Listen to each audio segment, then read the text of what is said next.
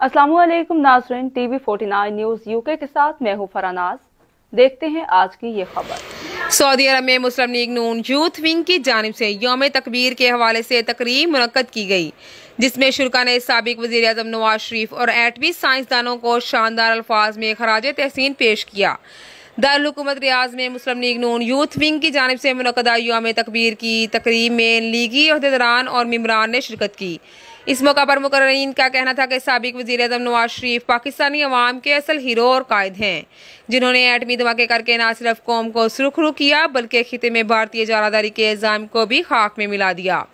हम इन तमाम मुल्की लीडरान के एहसानमंद हैं जिन्होंने पावर की बुनियाद रखी, और इन तमाम साइंसदानों के भी मशकूर हैं जिन्होंने मुल्क को नाकाबिल तस्खीर बनाने में अपनी सलाहियतों को बरोए कार लाकर काम किया। तकरीब से मुस्लिम लीग नून सऊदी अरब के सीनियर नायब सदर खालिद अकरम राना, यूथ विंग के सीनियर नायब सदर हाफिज महमूद अरशद, राजा याकूब, जाहद सिंधु, मलक मंजूर अवान, सरदार शुएब और दीगर ने भी इजहार ख्याल किया। मजीद खबरों और अपडेट से बाखबर रहने के लिए देखते रहें टीवी 49 न्यूज़ यूके।